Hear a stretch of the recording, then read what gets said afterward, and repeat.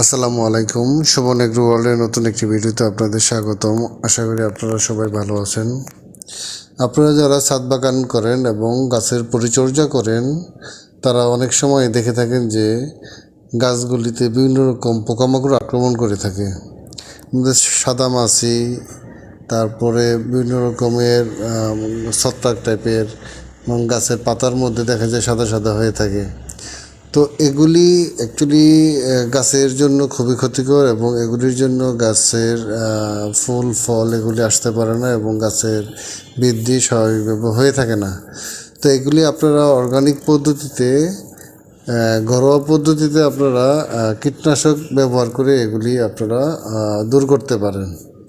তো এই কীটনাশকের জন্য আমাদেরকে প্রয়োজন হবে, এই কীটনাশক বানানোর জন্য আমাদেরকে প্রয়োজন হয় 1 লিটার পানি আমরা নিব, সাথে যে ভিনেগার আর হলো গিয়া ডিটারজেন্ট।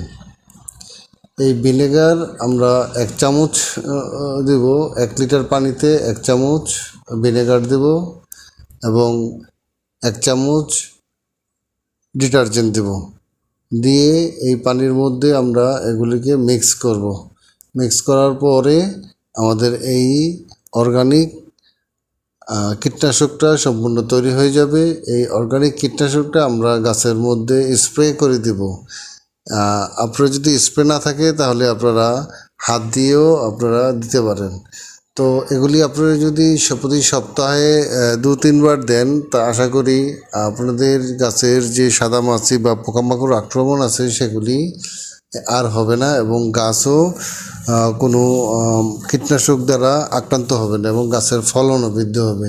তো আপনারা ঘরোয়া পরিবেশে এইভাবে কীটনাশক তৈরি করে গাছে স্প্রে করেন এবং গাছের যে ফলমূল এগুলি বৃদ্ধি করার জন্য এটি খুবই সহায়ক হবে।